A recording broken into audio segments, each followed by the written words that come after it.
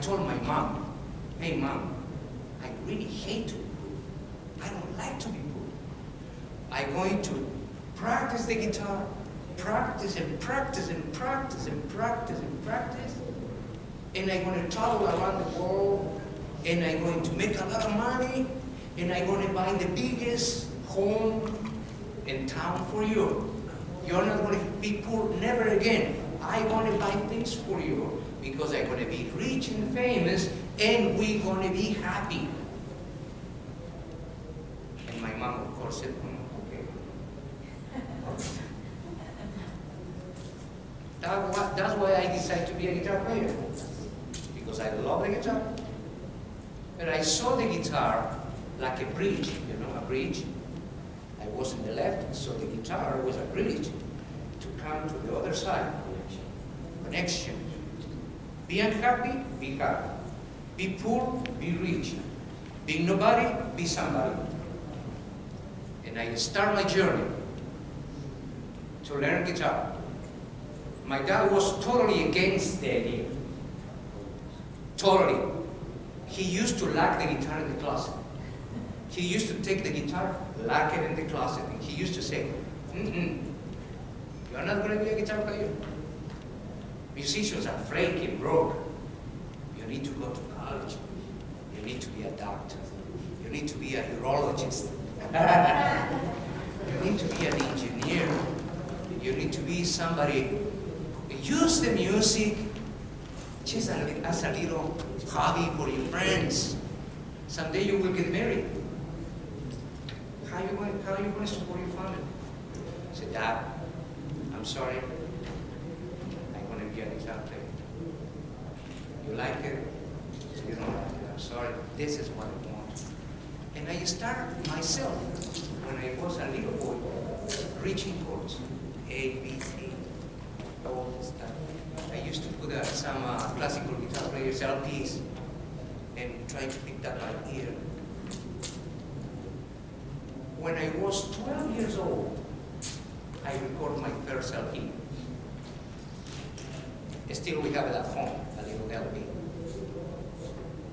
And then I went to Spain, and then I went to England, and then I went to the Middle East, Damascus. Only one goal. Remember, be rich, be famous, be happy. That is the mentality of the world. Be rich, be happy, be famous.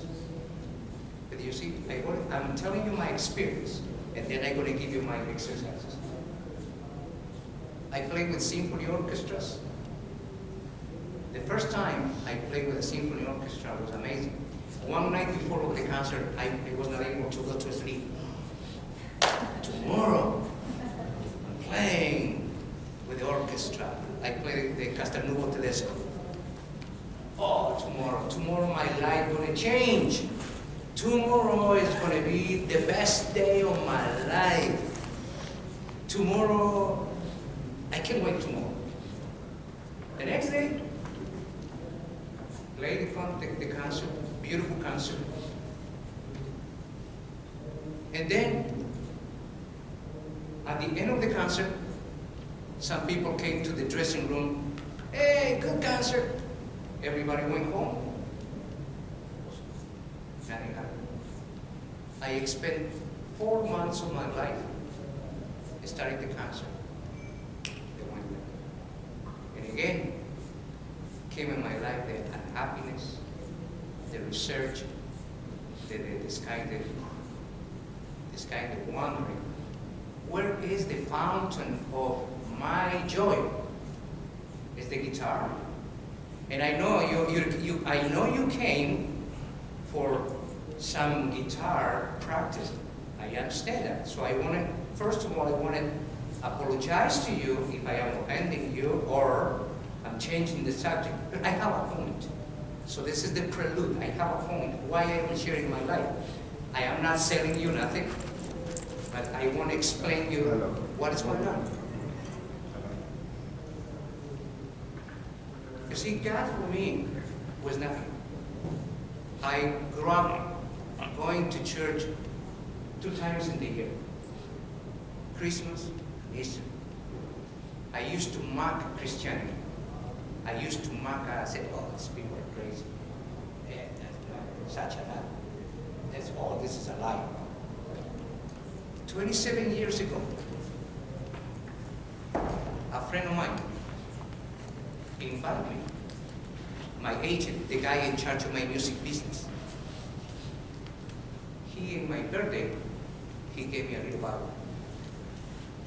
And he said, hey, Rodrigo, your life always going to be empty, even if you make a lot of money, even if you play in the Carnegie Hall, even if you play with concertos, you always going to be something missing. And I said, forget it, I don't want to hear it. You are my agent and whatever stuff. 27 years ago, this guy invited me to church. First time myself in church. I never believed in that. And that day, a different perspective came in my mind. I know this is not a church. I know this is the classical guitar movement. I'm telling you my point as a guitar player. When God came in my life, He destroyed a little sickness of my mind. What is the sickness? When I was a young person, when you are a young person, I used to have problems to those people that play better than me. I used to have problems playing the more difficult songs in the world. When I was 16 years old, I was trying to play the Chacona de Bach. You see? So, why am I going to start with the Chacona when I can start with the Ponce Esquercino Mexicano or Estrellita or something sweet little that I can enjoy it? You know, music is not like that. Music has to be easy, going, enjoy it. Like when you go in a park. If you go in La Alhambra or in La Quinta Avenida, you see these beautiful trees and you see the nature. So you're not going to run, you're going to enjoy the beauty. That's music. The enjoyment of the purpose is. So, let me finish the story. When I went to church 27 years ago, God changed the perspective.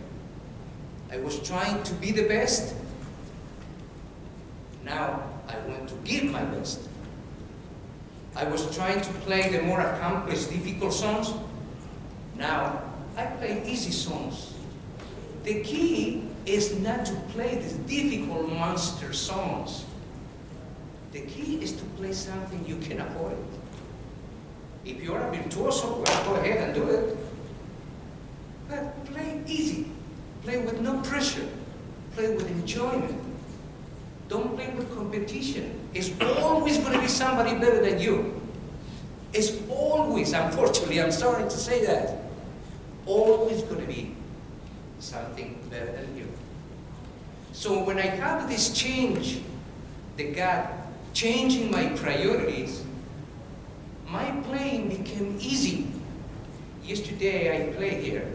I was really tired. Some of you came to the concert, right? The last night, I feel like a zombie, you know. I was alive, I was able to see. My mind was totally sleepy. So, have you feel when you tell your mind, move this finger, and the finger says, no, I don't want to. That's what's happening. I was sleepy, trying to coordinate my movements. Now, you know I make a lot of mistakes here. Well, here's the thing. Around 30 years ago, I played the Vivaldi concerto for guitar and orchestra, the chamber orchestra. You know what I'm talking about? Yeah. And by the end of the third movement, I made a mistake. I have to tell you that that was the worst day of my life. Why? I went home, I cut my nails. I said, I'm not going to play guitar anymore. I'm quitting. I'm quitting to play. I don't deserve to play guitar anymore. I'm quitting. feel terrible, I feel ashamed, I feel discouraged. All these awful things because I made one mistake in the last minute in the concert. I made a lot of mistakes yesterday. Do I look ashamed now? Because I did it the best I could. I practice every day. But mentally, physically, I was not in the capacity to do perfect concert. And I make a lot of mistakes. Do I look ashamed today? Do I look embarrassed today? The answer is no. Why? Because something in the back of my mind is telling me, God loves you with your mistakes. People will talk about your playing. Oh, that guy is garbage. He doesn't play. He makes so many mistakes. Oh, he is not good with guitar playing. You love music. Now, I'm not talking about you don't practice. I'm not talking about you not being prepared. No, that's not my point. You have to do the best, so you practice the guitar. You give away the beauty of the music. Don't get destroyed if you make a mistake. Don't get destroyed. Life is sometimes hard. We live in a fallen world. So be encouraged because you are young. And I'm going to finish with this. Anything you do in life, anything, and this is the key of this talking to you. Anything you do in life, if you want to be a musician, if you want to be a mom, if you want to be an engineer, if you want to be a doctor, whatever you want to do, think the possibility to put God in your life. Because when you put your trust in human people, they will fail you. Why? Because we fail. We are not perfect. But if you put your trust, who created this whole universe, who has the power over life and death, He will direct you path in a different way. He will show you the way, the same way He showed you. So I want to thank you so much for allowing me to share my story. Again, I'm not trying to sell you anything. I'm not trying to impose you anything. I'm just telling you my story. How God transformed me, my life. Because music can be a disease. It can be a very difficult disease, the disease of the guitar. Enjoy your playing. Don't play music that you are not able to accomplish. Go for the easy song. You know, sometimes I get impressed with people who play very fast. And that's nice. But sometimes playing a slow song is more difficult than playing a fast song. Why? Picture this. When you are running, nobody can see your shoes, correct? Because you are running. Nobody can see the details of your shoes. But if you're walking slow, people can see the detail of your shoes, what kind of shoes are, what is the color. But if you're running, your shoes are just, nobody can notice. But when you walk very slow, then people can tell everything, what the color, what is everything about it.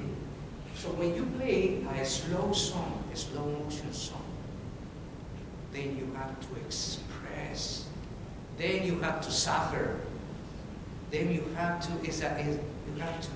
put everything of you in an element. So today, I encourage you two things. Play easy, play joyful, play relax, study the guitar, make yourself available. The guitar is a beautiful instrument that demands a lot of practice. Put your faith in something else. Don't make the mistake I did when I was a little boy. I put my trust.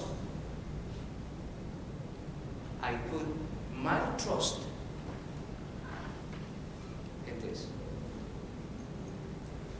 Guitar used to be my checking account. Guitar used to be my passport, my driver license. Everything. This used to be my God. This used to be my idol. I didn't care about nothing else. Guitar, guitar. And life is not all about it. It's another beautiful thing. It's family, it's love, it's compassion, it's forgiveness, it's joy, it's restoration, it's new beginnings. And all that thing you are not going to find in this.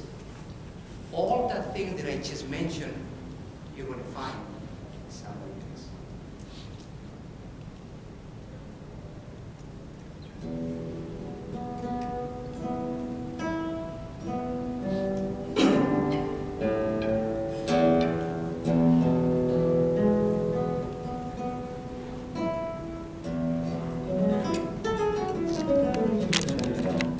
Can I use your...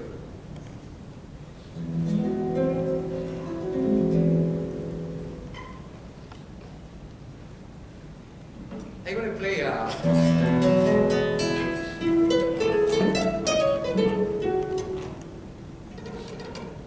a beautiful song that called My Jesus, I Love Thee. It's a very old hymn that I arranged many years ago, and this is a very slow, song. It doesn't require to be a virtuoso. It's a simple song. By the end of the lecture, I want for you to do something for me. If you are interested, I am going to send you some music, some of my arrangements as a gift for you. And I would like to send it to you, so please give me your email, and I am going to send it to you, and you just check it out. Go to my website. I'm going to give you all the information, and just you write me an email and tell me I would like to, this song, I have a lot of score music there, and I would love to send you, if you like it, if you are interested, as I give some of my arrangements. Also, when you go out of the store today, I would love to give you one of my CDs as a gift to you for your kindness of stopping by today. I would like to give you a CD there that, so.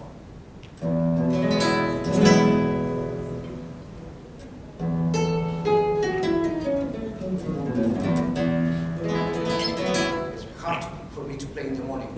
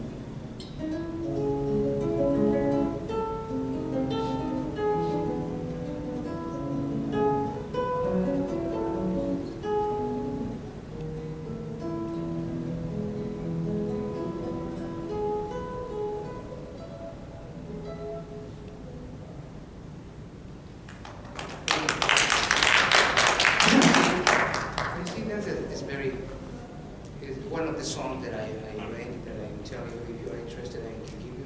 I have something more accomplished, something more difficult things to play. So go on my website and you decide what you want me to send you. Now, I would like to hear any questions from you. Please, any question that you have, I would love to answer. Go ahead. Any questions? Any kind of question. Go ahead.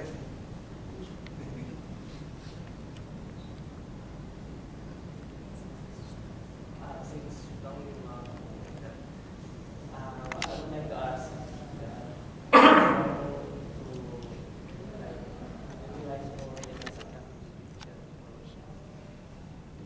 how can we more utilize our skills, what we have to offer it to God that gives us that kind of.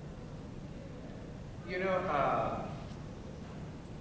the worship in the church, the worship music changed a lot in the last 10 years, 15 years. In the United States, for instance, it's churches that were very using choir and orchestra, beautiful choir and orchestra, all these majestic arrangements from different composers. And you know, when I became a believer in God, and I went to church, the first church was a big church, Saturday church in California. And I noticed that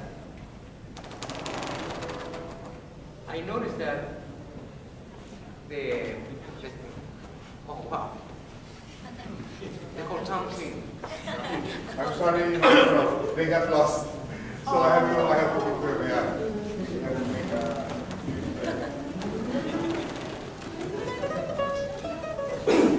You want them in cities.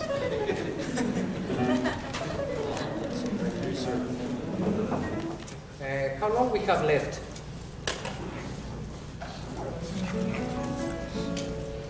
if you don't mind, we can.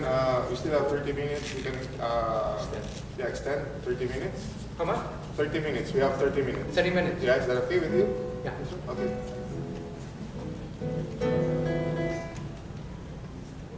Okay, I can't repeat everything I say.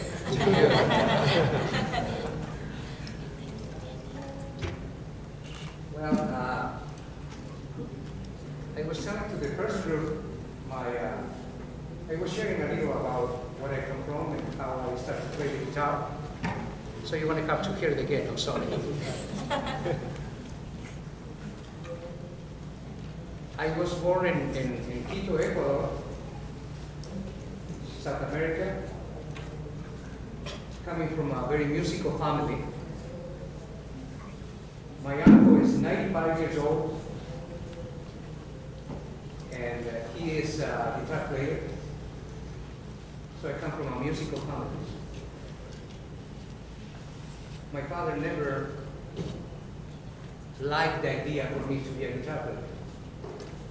He wanted me to go to college and university because he thought a guitar is not a good idea for me since, music sometimes is hard. It's difficult. He wanted to go be a doctor or an engineer. But I had in my little heart the idea to play guitar. And that was my decision. So, I want to share with you today the person I used to be and the person I am now. And that for me is so important for you to know where I come from. Because your dreams, my dreams are your dreams. We are human beings. And everybody dreams the same thing. What are the dreams of a human being? Be successful, be famous, be rich, and be happy. Correct? But sometimes people acquire this kind of things, rich, famous, and they are never happy. Actually, they can be happy for a little while. You see, do you know what is the difference between happiness and joy? Happiness is a man's invention. Happiness, if you get a good job, you make a lot of money, you buy a beautiful home, you are happy. But more money you make, more money you will expend. You buy a brand new car, the car will be old someday. So that's happiness. But what I'm talking about is about joy. And joy comes from somebody else. Joy comes from our Creator. I didn't know the Creator. I didn't know God. My family used to go to church one time in the year, 2 times in the year. So God for me, this used to be my God. I used to put my life, my faith, the history of my life, my future, in a piece of wood. 27 years ago, I realized the real purpose of my life when I established a relationship, not a religion. Please don't confuse my words. I'm not talking about religion. I'm talking about relationship. I established my relationship with God through Jesus. 27 years ago, I started to trust not in my playing, not in my guitar, but I started to trust in somebody who has the power of changing my life. So whatever you do, if you're going to be a guitar player, you're going to be a mom, you're going to be a doctor, engineer, concert artist, whatever you do, I suggest you, with all my love and respect, don't put the faith in your career. Be good, do the best, practice the guitar, but don't put your faith in this, because by the end of the day, somebody is going to be a better guitar player than you. And that is going to disappoint you so much. It's like a fishing in the desert. You don't want to fish in the desert, right? That's look like when you put your faith in your career. So I suggest you to put your faith in somebody else who has the power. Some people say, well, whatever, God does not exist. God is not real. All this is just a joke. Here's my question for you. What if He does? What if He really does? What if His plans for you are perfect? What if He can change your life the way how changed my life? You see, all my life I invest my life trying to be the best. Now, I want to give my best. I became to realize that always going to be more incredible players in the world. And I'm happy with what I do. I'm happy with what I have. Who was in the concert yesterday, my concert here? Everybody was in my concert today? Last night? Last night for me was a good night in the performing area. I had this incredible jet lag. I was with my eyes open, but my mind was sleeping. It's those kind of things that you tell your fingers, move like that, and your fingers said, no, I don't want to. Many years ago, I played with the orchestra, a concerto, and by the end of the concerto, I made a mistake. I was devastated. I went home, I cut my nails, I was going to sell my guitar. I didn't want to know about guitar. I feel ashamed, embarrassed. I said, I'm not a good guitar player. I'm going to work in McDonald's. I'm nobody. I'm a terrible person. People is talking about my concert. It's embarrassing, it's a shame. But that is not true. You're a precious creature. You need to believe in you. You need to believe that God gave you an incredible gift for you. You see, yesterday I made a lot of mistakes. Did you see me ashamed today? Do you see me embarrassed today? The question is no, because why? Because I know that God loves me with my mistakes. And that is the key. Somebody who loves you the way you are. There's somebody who believes in you. And this world is going to try to destroy you. Don't play pieces, don't play songs that you cannot afford it. When I was 16-year-old, I was studying La Chacona de Bach. Play easy. Play with joy. Play, if you make a mistake, well, that's too bad.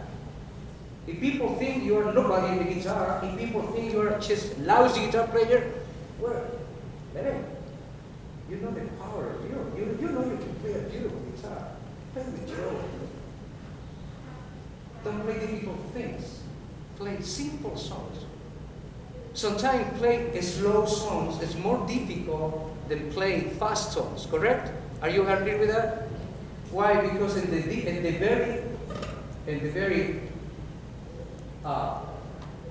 fast songs, you got the scales, but when you have to play a slow song, you have to interpret it, you have to say it, you have to go into it, and that's very hard. So I'm going to play a song, one of my arrangements, a couple of my arrangements, and then I'm going to give you my everyday exercise, left hand, right hand, exercise the guitar. And I want to thank you so much for coming today. I know this is not a church. I'm saying that I'm nobody special. I'm just a guitar player. I'm just explaining to you, sharing how is my experience with God.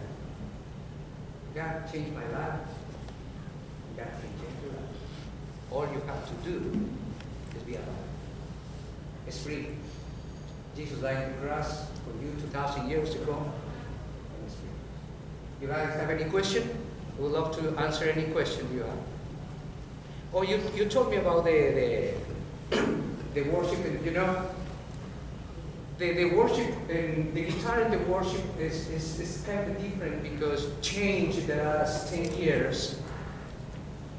Worship used to be with orchestra, with choir. Now churches in America, I don't know if here in the Philippines, are changing the worship and including more electric guitars and drums and singers. And there's nothing wrong with that. It's just different approaches, different styles, and I go with that. My favorite thing is the hymns and the orchestra and the choir. Because I guess that's for all people. Young people like more, electric guitar and all stuff. So if you want to be involved in that, you know, rhythm guitar, I don't teach rhythm guitar. I teach more like a classical guitar. And I'm going to make the offer. I don't know if I can make the offer of the CDs because I don't have too many, but please send me an email and you choose. I have a lot of music in my website. And if you are interested in some of my arrangements, I would love to send you my arrangements as a gift to you. So just go to my website and it's a list of different arrangements, and just you tell me what is the arrangement you want, and I would love to send it to you. And to finish my talking, I suggest you with the bottom of my heart, find your way in Jesus. Make it part of your life. And He will take you to the top of the mountain. He will give you the desires of your heart. So I'm going to play one of my arrangements of Amazing Grace. You know what? I love the song Amazing Grace. Because when I was a little boy, some people from the United States came a choir to sing a concert in Ecuador. And somebody invited me. And I hear the song Amazing Grace. This song is written by a guy, John Newton, from an English guy. You know who is John Newton? He used to be a guy that traded with slaves. He used to sell slaves, black slaves, in the market. You know what I'm talking about, right? He used to sell human people to make a living. John Newton. And God transformed his life. You see, God can change everyone. And he became a wonderful man. So that's what I love Amazing Grace, because what keeps me alive every day is not the government. I don't trust in the government or the system. I don't trust in richness. But I do trust in God. Weather will change. Weather will change. Economy will change. People will change. Friends will change. But God never changes. He's always the same.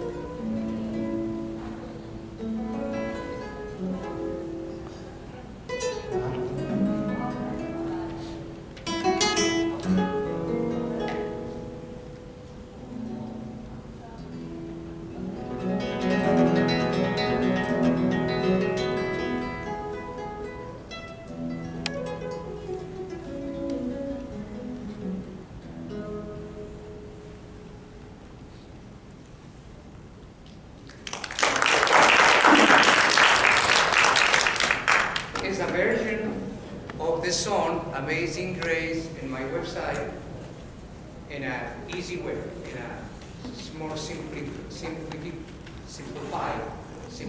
way. So that's why I ask you to visit my website. I'm going to play one more song and I'm going to teach you my exercises of the day.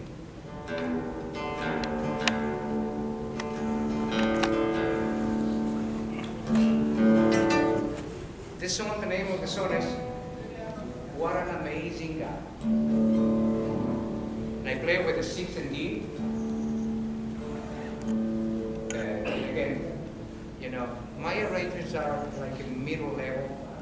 They are not for virtuoso, but they are not for beginners. So you need to check it out.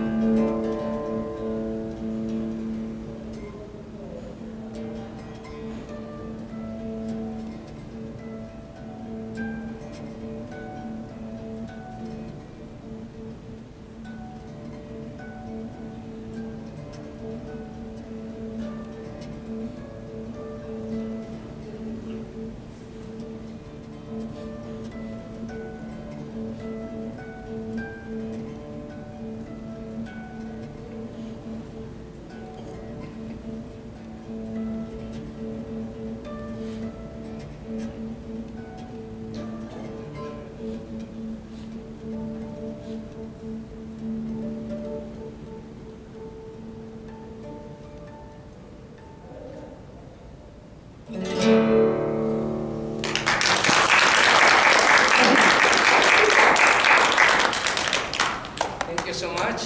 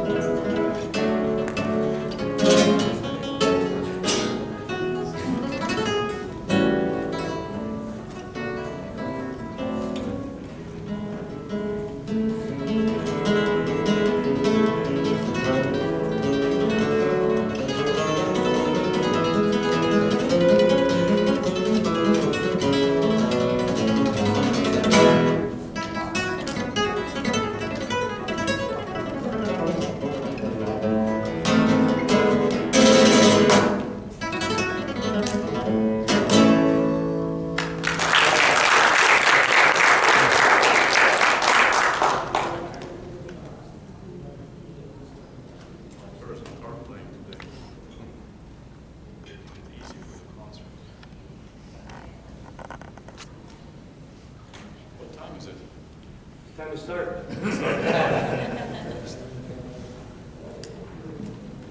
Well, hello. Everybody, thank you so much for being here at this workshop. It's my absolute pleasure. We're having a great time here. And just want to thank you all for showing such interest in this, in guitar and also in flamenco. That's why you're here. So what I would like to do is to talk about several techniques that every flamenco person possesses. You know, that is a little different from classical approach to flamenco. So there are several. For example, rasguiado. Do you guys know what rasguiado is, right? Yeah, it's the strumming. So strumming is very different in flamenco than it is in classical.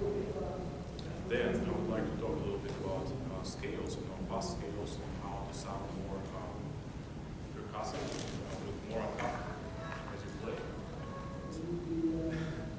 Okay, so, and then I would like to maybe talk about hitting the guitar with nail, golpe, and perhaps a little bit about tremolo and whatever other techniques there are. There's also a little bit of different approach to left-hand finger work, fast runs, slurs, melismas. So, but let's start with rasguiado. All right? Is that a good place to start? Yes? Great. So, strumming, when you listen to a lot of classical guitarists strum, you hear this very loud sound, kind of like this. Sounds familiar to you? Yes? Okay, so what is happening here is a lot of times classical guitarists do not strum from above the string, but they kind of put their fingers on the strings and force their way through this way, which creates a very powerful effect. You hear all the strings of the chord first, because you control where you start and move very well, right? And there's a lot of power, but there is less attack in flamenco when we hear strumming. It's all about the rhythm of the strum. So we want our strums to be tight. What we don't care about is hitting all the strings, and that's important. You understand why. We don't hit all the strings. We hit only maybe 3 or 4 at a time. But the attack, the sound of the strum, is very different. Let me demonstrate. Let's take E major chord, right? Let's take E major chord. Listen to this strum. And now listen to this strum. What can you tell me about the difference? Who can tell me? Which one sounds more percussive and punchy? The second one, right? Okay, great. So, the first strum was in classical style. The second strum was in flamenco style. So, tell me, do you see my finger? Do you see my finger extending all the way when I strum in flamenco? Yes or no? No? Can you guys see? Should I be on stage? Is that better? No. It's good? Okay, great. So make sure you can see. What is happening here is, well, let's just go from the very start. Hand position. Hand position. Your wrist should be absolutely straight. So your forearm and wrist are in one line. One line. This way, we don't have to stress any muscles, any tendons unnecessarily. Everything is just naturally in line. Because rasguiado is a very physical, technique. It involves a lot of movement and fast movement and some power, right? So we don't want to overuse our muscles. For that reason, the wrist should remain straight. Now, if we put wrist straight, and I just bring the hand to the guitar, to the strings. Tell me, am I going to strum In this direction or any other direction? So, perpendicular to the strings or diagonal to the strings? Diagonally, exactly. So, you shouldn't care about strumming absolutely perpendicular, although it makes more sense because the strings are kind of closer together, right, this way. So, we strum diagonally. That's the first thing, remember. Now, you should always give yourself room. Always give yourself room. One of the most common mistakes is people put their hand too close to the guitar and then strum this way. That's a mistake. We want to be able to strum into the string, and we want to be able to leave space to hit the string from the air, from above. All right. So between the top of the nail, right, and the string, there needs to be space. It's like your runway. Imagine when you fly on a plane and you lift off, right? You have to get to that speed first. So this is our runway. We want the movement to be the fastest possible. So you leave space between the string and the nail. For that reason, the wrist goes a little bit higher so that your angle of attack is into the string. Am I talking too fast? You guys understand? Any questions so far?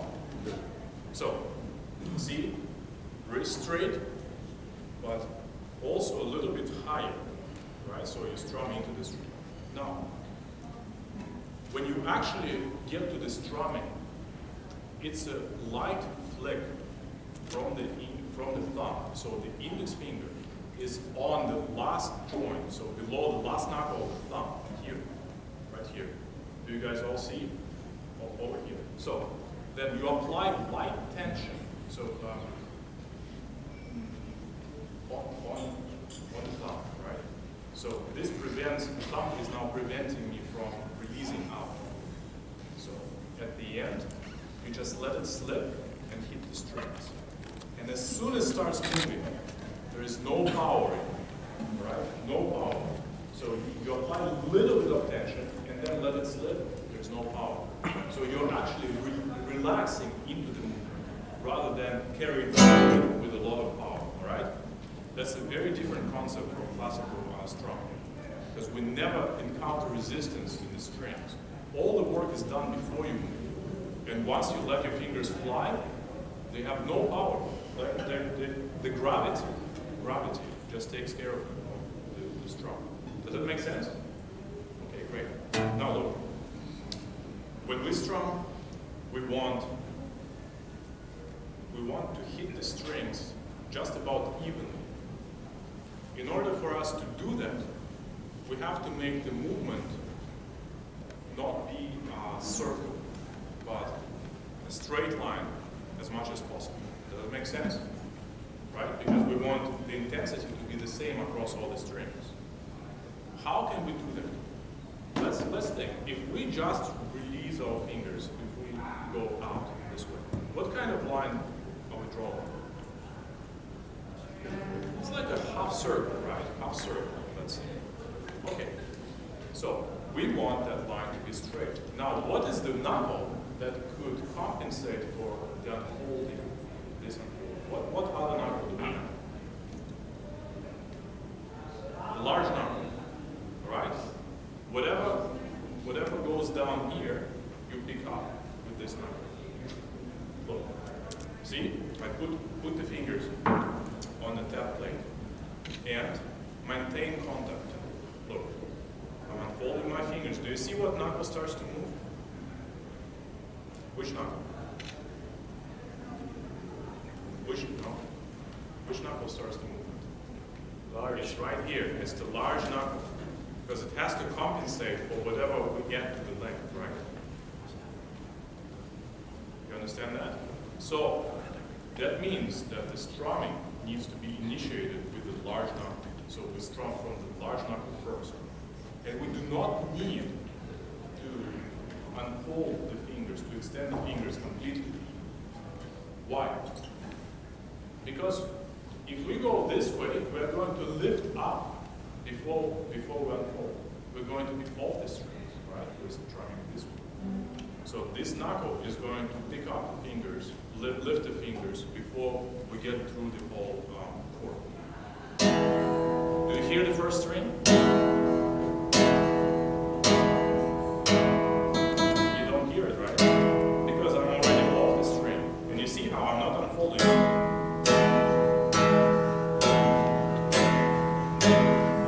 It's this knuckle that is responsible for this.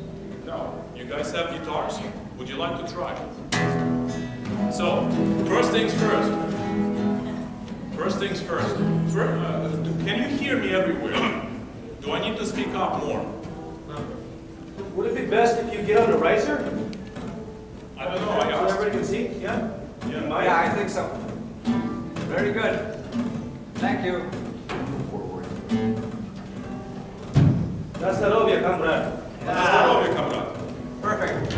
No, I'm not gonna fall. Don't worry. I'm not that old. All right.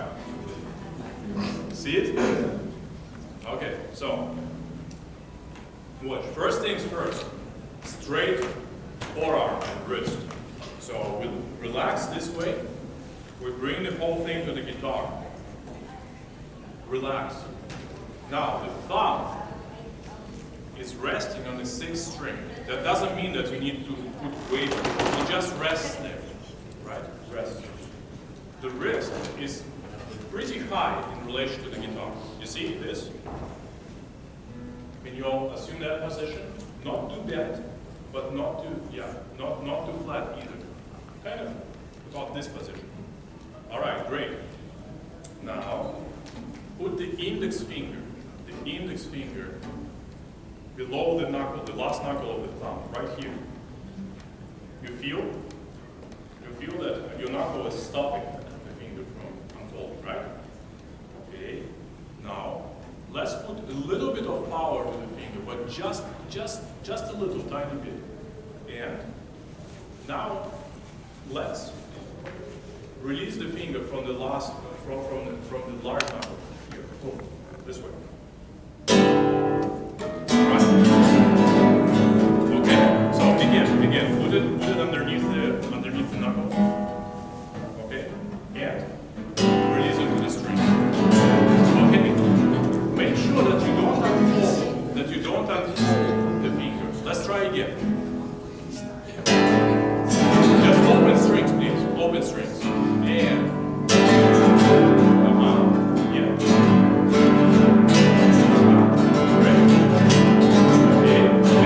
Very light. So you apply the pressure and then you release it into the movement. All right? Just release the pressure. Again.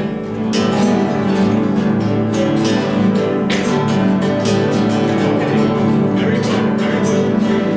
Okay. What do you guys feel? Is it weird for you to not release the whole finger, to not extend the whole finger out, right? It's a different concept because it comes from this knuckle.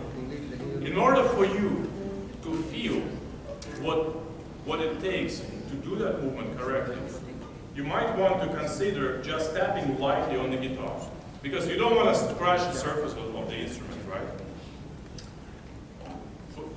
And for that reason, you're not going to go, this way, right? You're just going to tap the nail on the guitar, like you can use your bridge here, and leave it there, the back of the nail. Okay, do you see this? Now, look, it's your large knuckle that makes this happen. Right? Great. Now, let's apply that to the strings. I want you, all of you, to try to strum only the 4th string of the guitar. All right?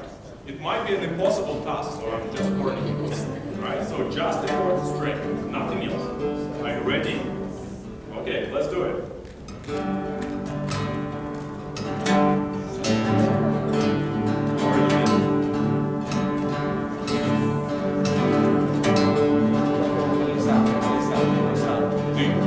Exactly right.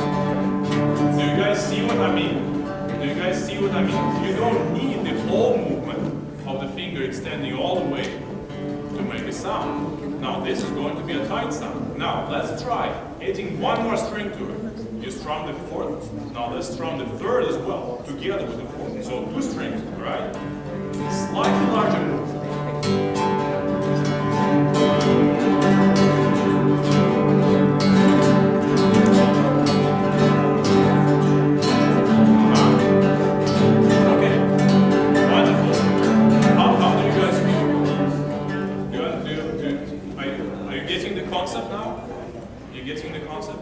It's very important that you don't keep your hand too parallel to the guitar, all right? Because you want to strum in a downward direction towards the body of the guitar, right? Do you guys follow me? So, slight bend in the wrist here, not from side to side, this way, all right? Straight wrist, but bend this way. Just a natural thing, right? Understand? Let's try again. 3 strings now. Let's try 3 strings. So 4th, 3rd, and 2nd.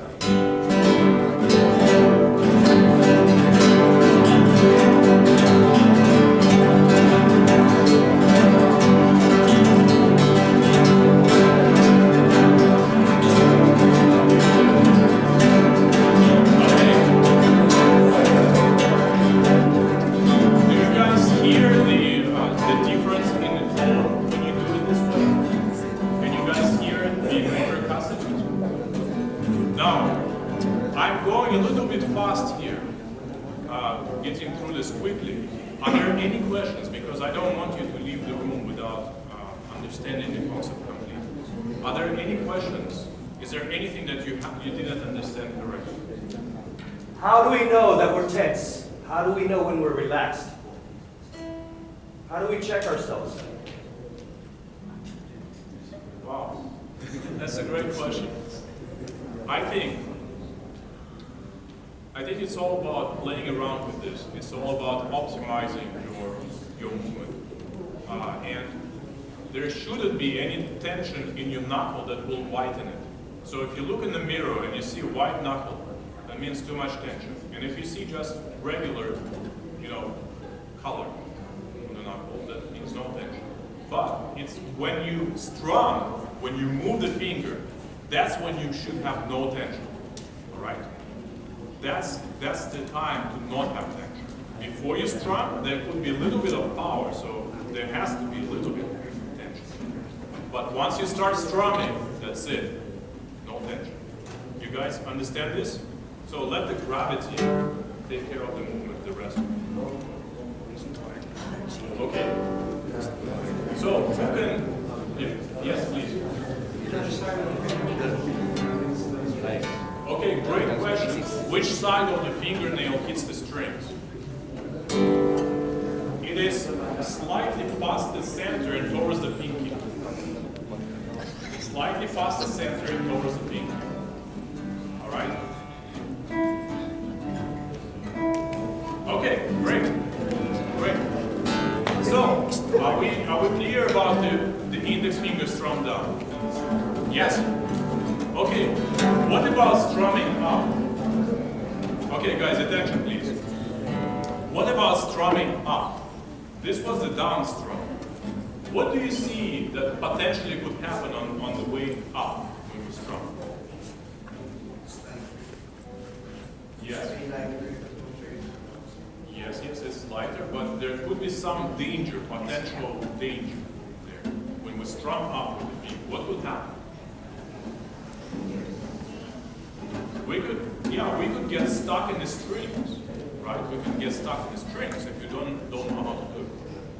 We can only get stuck in the strings if we keep the last joint stiff. That's the only reason why we would get stuck in the strings. So, what we need to all understand is that the last joint remains absolutely soft.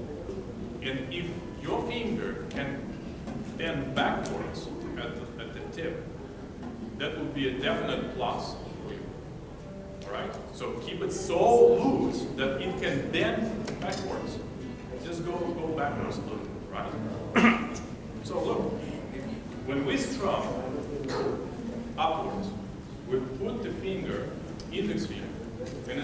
one that strums up. Index finger on the first string. Not with the nail, but the flash. And keep it there, lightly pressing. Can we all do that? So, look, your position should be a little bit lower, right? A little bit lower. It's not your playing position. So, allow your hand to go a little bit more downward, just like when you were strumming down. It's the same position going up. All right? So, you place your index finger with the flash touching just about the middle of the last part, right? From the knuckle to the tip. It's right in the middle of it. Okay? Now it's on the string. And try to collapse your last joint just by relaxing. All right? So you keep it here and try to collapse it slightly. All right. Now look, what is going to happen is the mouse trap door is going to get shut. Look. All right. Do you see the direction where we're going? Into the knuckle of the thumb. Look, we were here. See this? We were here. Now watch. I end up here. All right. Here. Now. It's a very quick movement, and because our fingertip is relaxed, if it encounters any pressure, any obstacle, it collapses further and clearly. All right? That's very important to play upstrum. All right? Now, question for you. Are we going directly up, or are we going up and forward? Are we going directly here, or are we going here? Sideways there. I think it's upwards and forward. Because we're ending up in the knuckle of the thumb, right? Right here. We're not going here. We're going here. In this direction. So that's very important that you don't do this. We don't want that. We want it to be upwards and forward. In this direction. Is this clear? Okay, great. Now, you all tried this. Can you give me any feedback? Is there anything that feels weird, that feels strange to you? Any questions? So, do we make contact with the string before we strum? Yes? No? Yes, we make contact, we feel it first. And then we allow the finger to bend, right? To clear the strings. No problem. We bend backwards and it releases all the tension. We let the finger slip. Great. Now, let's compare the sound. First strum is down.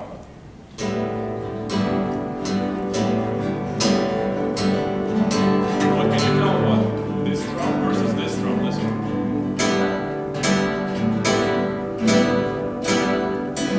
How is it different? Sound. It's more metallic when you go up. So it's more metallic when you go up. Wonderful. That's an important discovery because we can now plan our strums. What kind of sound do you want? Do you want the darker sound, which favors the bass strings, or do you want the more metallic sound that favors the trebles? Why do we feel more? We hear more high end in the upward strum. Why? Because the first string is the one that gets the most tension, right? That's why. And here, what string do we strum first? It's the bass, right? Okay, well that's your answer. Now, this becomes important when you do continuous rusciato and when you plan a group of strums where you want the accent to be heard. Listen, two ways of doing continuous rusciato. One way is just to do all down strums, and the other way is to incorporate an upward strum. Listen to how different they sound. First, just a down.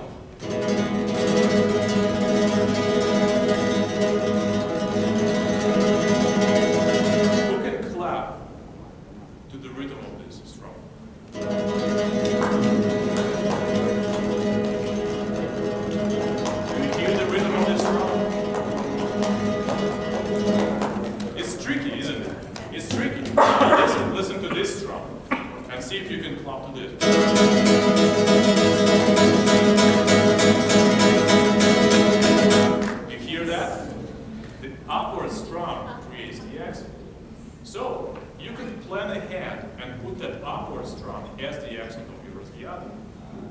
So when you have a question, how do we play the beginning of Concierto de Aranjuez? You know, what pattern do we use for that? Well, you discover it for yourself, right? It depends on what accent do you want in your rasguiado, or how many accents. You don't just have to have one. You can have several, and it's the index finger that is going to provide that accent by going up. Now, we haven't talked about the continuous rasguiado. All that stuff. So let us first do the normal pattern.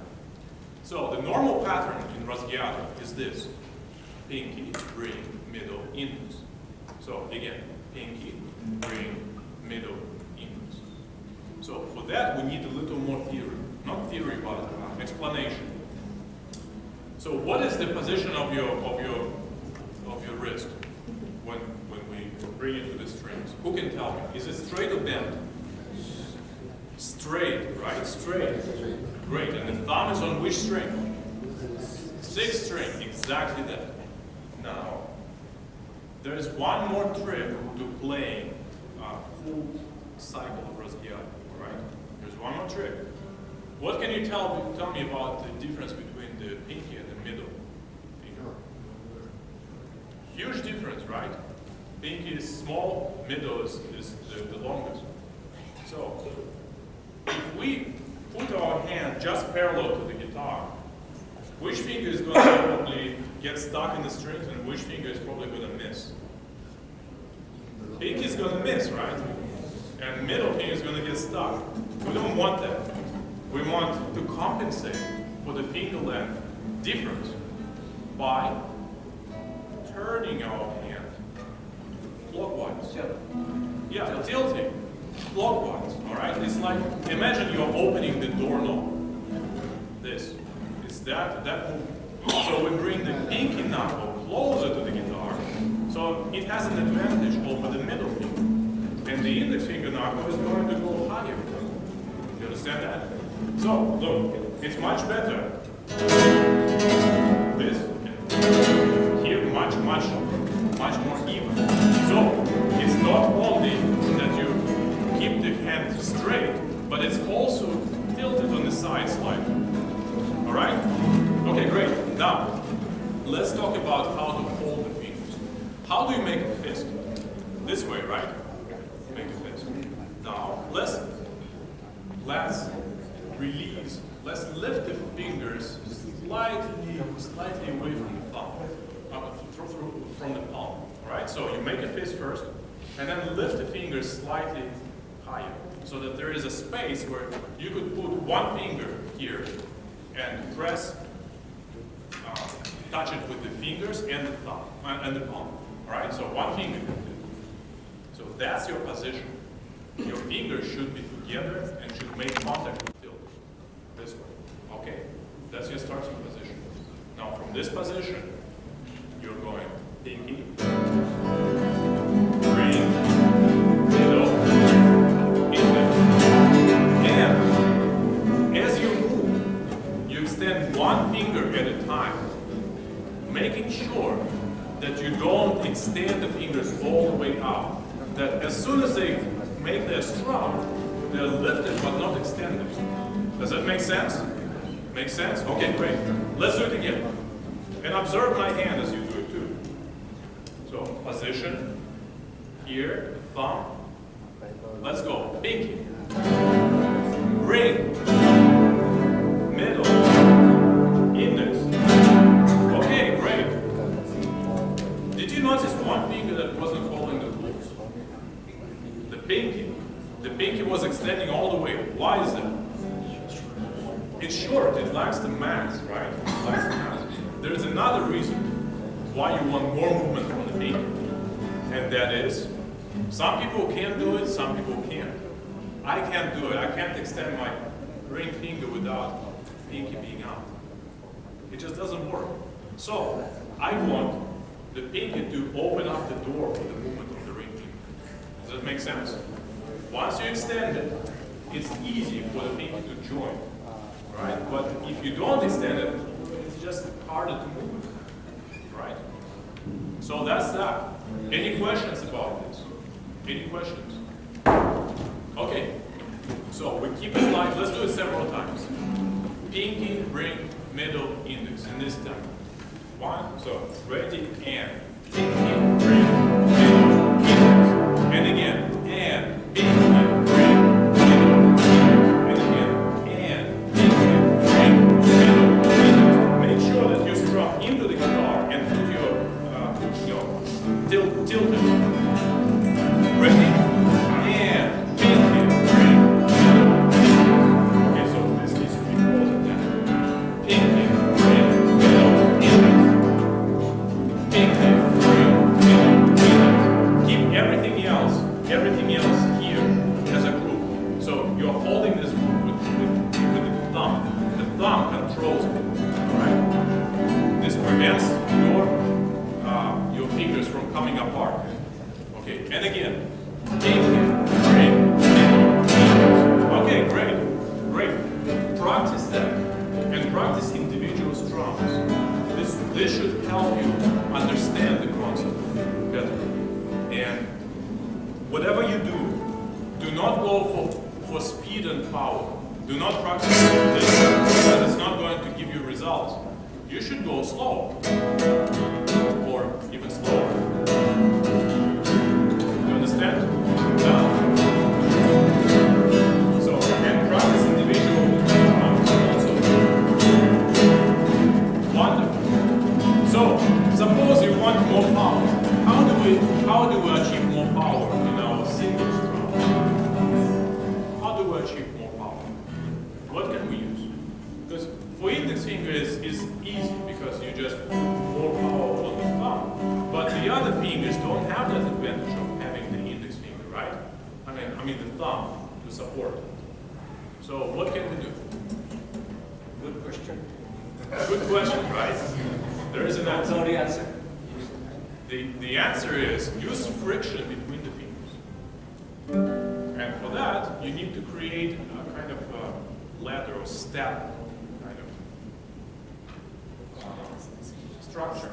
So where pinky is underneath the ring finger underneath the middle, and middle underneath the index. That's this. You see how I build it from this way? Now listen. Do you hear how much power it gives me? Because I have that friction before I release between the fingers. You can only do it with single strums. If you go continuously, you cannot build that because you're always in motion. Right? But if you have time for preparation, use this overlapping fingers. So pinky underneath the ring finger, ring underneath the middle. You're saying like this, the pinky should be a little bit on top of it. Yeah, but it's all bent. So you start here and then you do this. It's all overlapping. See? Each finger is holding the other finger. Yeah. That's it. Except the bent position, not extended. But bent position. Any questions so far? Any questions? Okay, great. So, how do we do continuous strums? How do we do continuous strums? Well, we need to somehow connect the beginning to the ending, right? Or the ending to the beginning.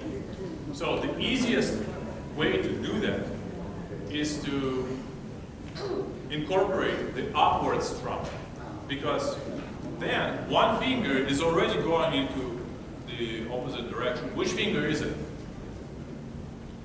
Which finger strums upwards?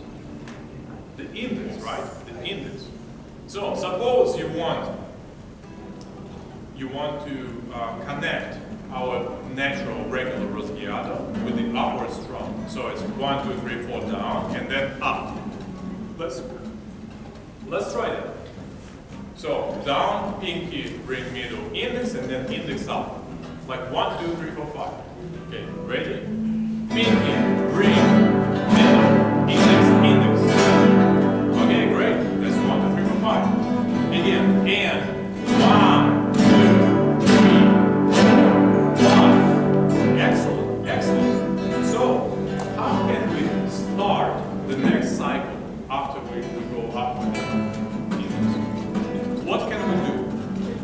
we can bring more fingers back together with the index. All right? You want to try that? Okay, let's go. 1, 2, 3, 4. Bring everything back, and then start again. 1, 2, 3, 4. Bring everything back. Start again. 1, 2, 3, 4. Bring everything back. Okay. Okay. Now, please observe my timing. Okay. I'm going to be counting 1 and 2 and all right. Right? Observe it and tell me when do I bring the fingers back? Is it at the same time as the other, as the index, or is it a little bit off? Okay, so, ready? 1 and 2 and 3 and 4 and 5. Let's do it again. Catch it. Don't play. Just observe. 1 and 2 and 3 and 4 and 5. So, what was it? First quarter. 4 and, right? 4 and. So, you start the movement of the other fingers in between the strums. So, between your index down and index up. So, you shouldn't think about bringing these fingers back and then strumming up. It's like the movement initiates with the pinky. It's like, we can all do this. Let's try that. Just go this way. That's it. That's exactly it. That's the movement. That's the movement, right? Okay. Ready to try? Let's do it super slow. Super slow, counting. 1 and 2 and 3 and 4.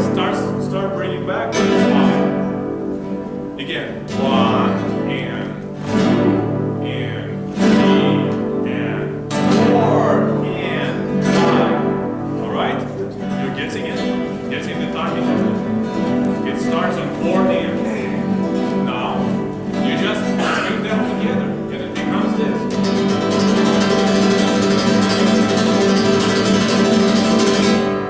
Now, there is a one. So, suppose we don't want 5, because 5 is weird. Only Russians think 5. Think 4. What can we do? How can we strum with our fingers, incorporating that upward strum without doing 5? Is there one finger that we can delete? The pinky, right? You just cut it off, right? Okay, no pinky, no pinky. But a question for you: if we delete the pinky out of the equation, then what is it going to do? Is it going to be in or is it going to be out? Out, that's right. So, pinky out, that's your starting position. Then you strum with ring, middle, index, and bring everything back. Index. So 1 and 2 and 3 and 4 and 1 and 2 and 3 and 4 and 1 and 2 and 3 and 4 and. So now, where do you come back? On which count? On 3 and, right? It's not on 4 and anymore because we only have 4 counts instead of 5. Great.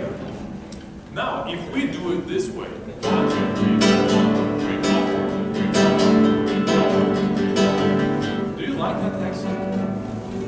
It's weird accents like 1, 2, 3, 4, 3, 4, 3, 4. Right? We don't need that. We want index finger to be starting, right? So let's do that. Pinky out. Let's start now with index finger up and then continue. 1, 2, 3, 4. 1 up, 2, 3, 4. Alright? Got it? Ready? Go. And 1 and 2 and 3 and 4 and 1 and 2 and 3 and 4 and 5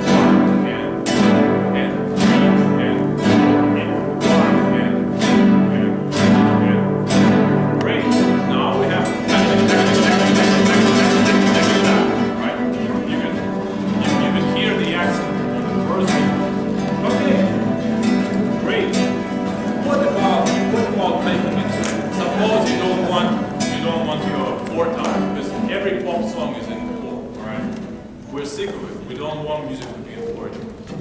Let's do a little waltz, right? Three beats. What fingers can we use for the triplet? Because we have to delete one more finger. Pink is already colored. It's not here. But let's take our scissors. No, okay. Too dark. Okay, so we have to delete one more finger. There are two possibilities. Ring finger or middle. Alright? Because the index finger has to strum both up and down. So we cannot remove the index finger. So in my experience, if we do it between these two fingers, which are close together, it creates a very loud sound. But there is a lot of tension. There's a lot of tension because the fingers are too close together. But if you delete the middle finger and you just strum with index and ring, they're just about equal mass. They have just about equal size. Alright? And listen. It's a much more relaxed sound. So let's try doing that. We're going to start on index finger going up, bringing everything back, except the pinky and the middle. The middle needs to hang here, needs to be extended and out of the way, because we can't hold it here.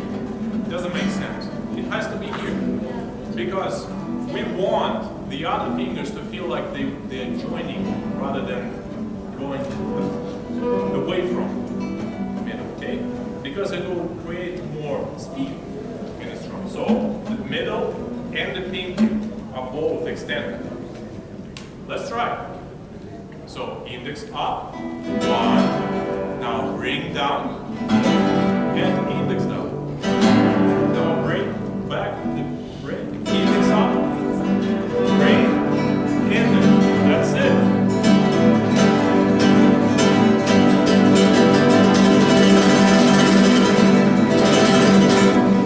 Have you ever played Baba? No.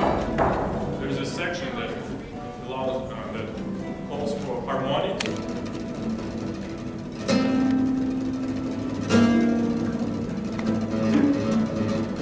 Kind of sounds like this, but with the tuning it sounds much nicer. Right? So here I was playing 2 strings, strumming 2 strings, and then I was adding 1 more string just in a precise spot, on precise beat, 1 beat. So you see, this is the best technique to choose the strings you want, because it gives you complete precision. You can strum just the first string this way. If you want, you can add 2 strings. If you want, you can strum the bass string. Just the bass string. If you want, you can strum it.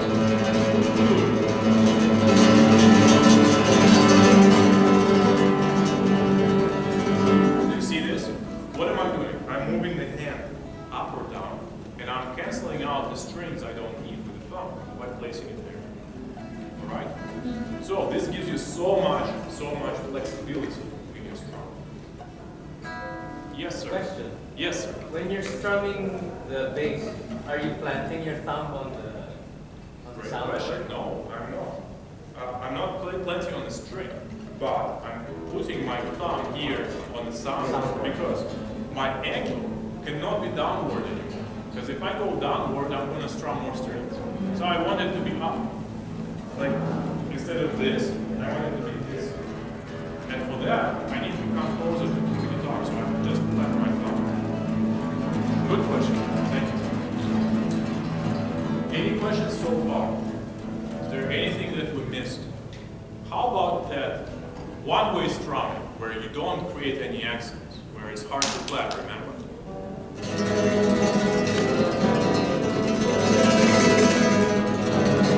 How about that? What's tricky about this? Going back. Yeah, going back, right? Because we don't have that one time where one finger is going back, where we can just connect more fingers to it. So there are 3 stages of return.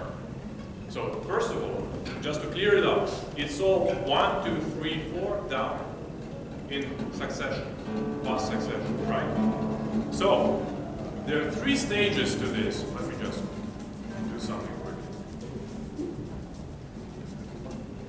There's 3 stages to return in this rasguia. When you strum with pinky and ring, you don't have to worry about the thing yet. Now, when you strum with the middle, the pinky, now being extended all the way, relaxes and comes back about halfway just from relaxing, releasing that tension. So 1, 2, nothing to worry about. Now middle finger plays, pinky comes back up. That's our stage 1.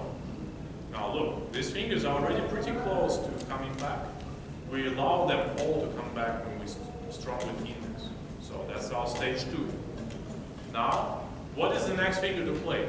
We just played with the index finger. What's the next finger? Pinky. When pinky plays, stage 3 completes the return.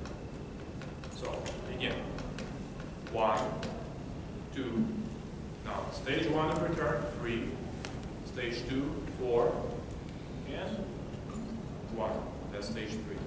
You understand? Let's see how it goes. 1, 2, 3, 4.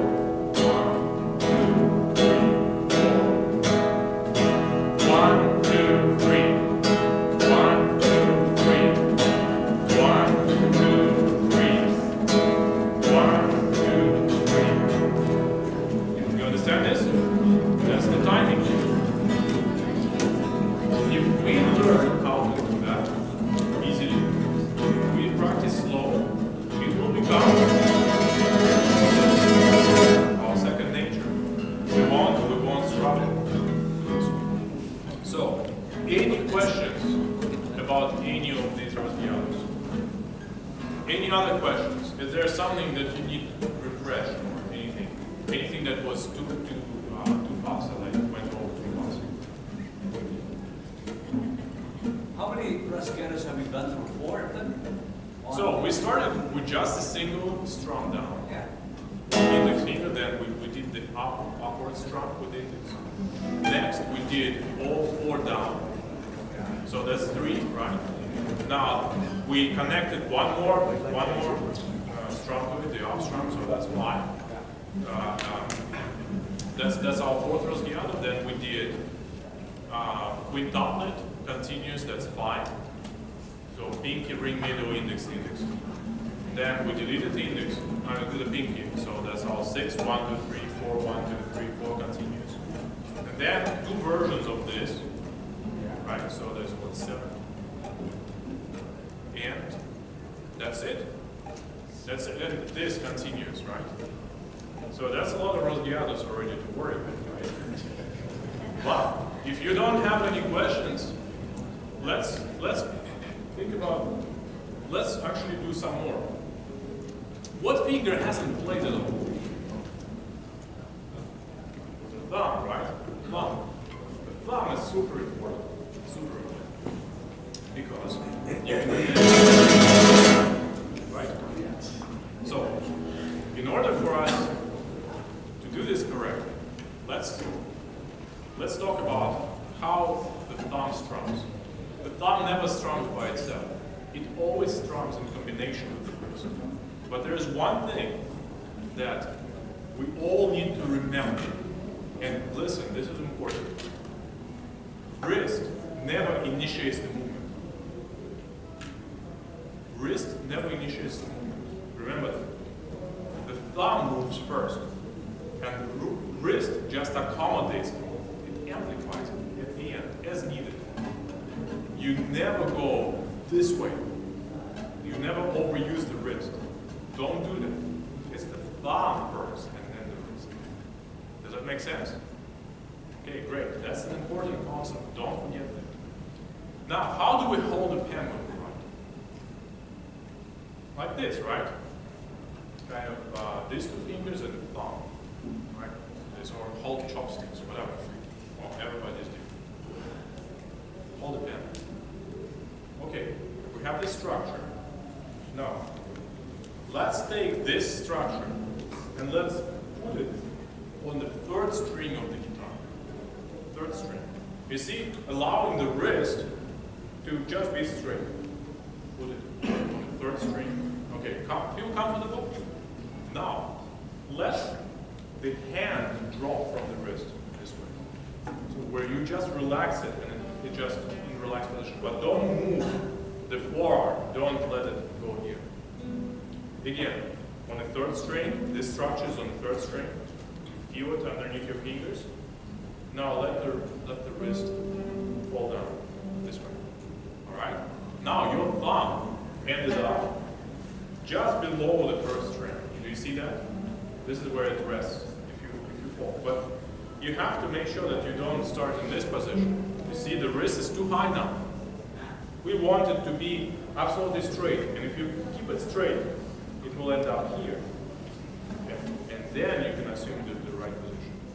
Now look, from here, let's strum up with the thumb by extending it this way.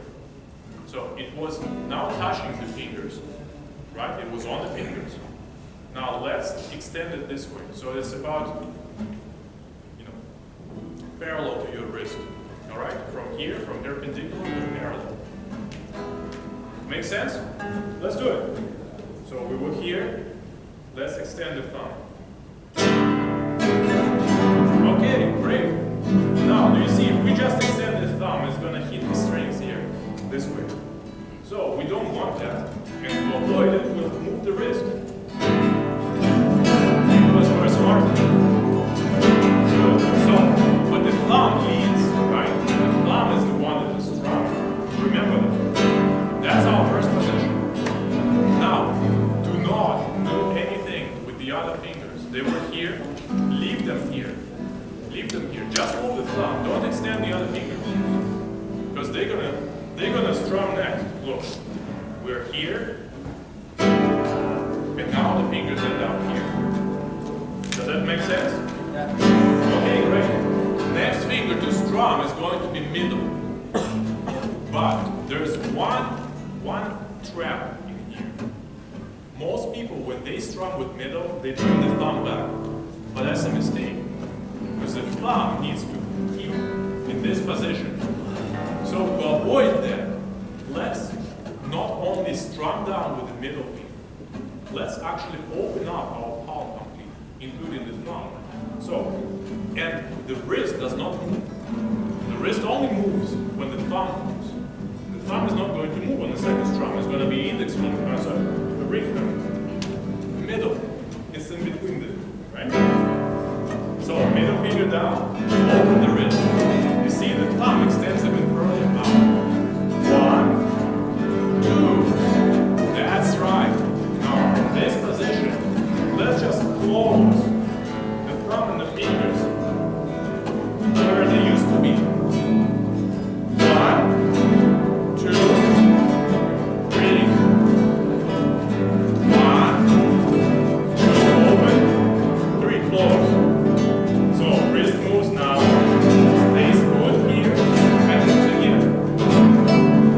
1 and 2 and 3 and 1 and 2 and 3. So it's that closing movement that we need to practice. Let's just do this. Okay. Forget about the middle part. Let's just do thumb up.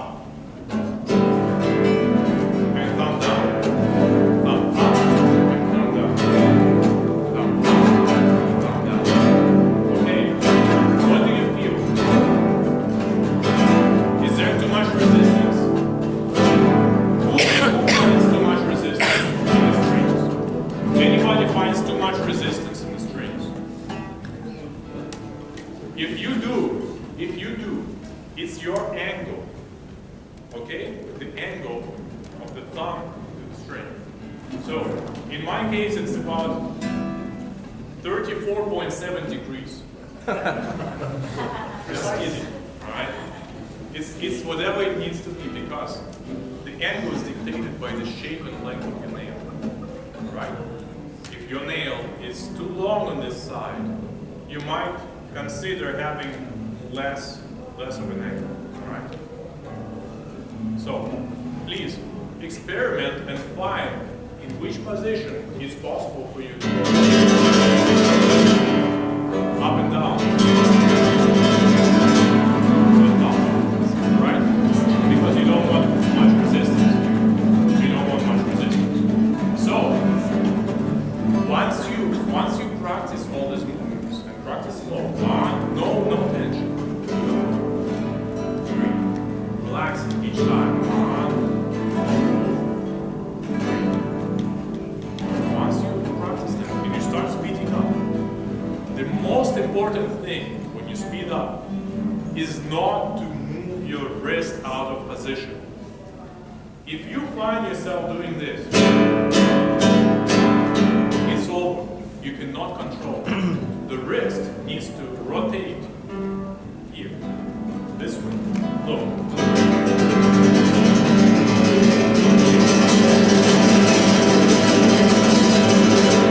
It's not moving up or down. It's all this. Right? There is one more thing that you should all remember. And it's kind of counterintuitive. In order for us to have better control and better sound, we have to relax our fingers. Why is it counterintuitive? Because we think more power and more precision means more tension. But not in this case. If we let our fingers loose, then they will fly further. And if they fly further, there is faster movement and more speed, right? More speed in the attack. So, look. Exactly how much power do I have in my index finger now? Exactly 0. But the sound is already pretty big. So, if I tense up, listen to what happens to the sound. You hear that? Now I'm going to relax and listen to what happens to the sound.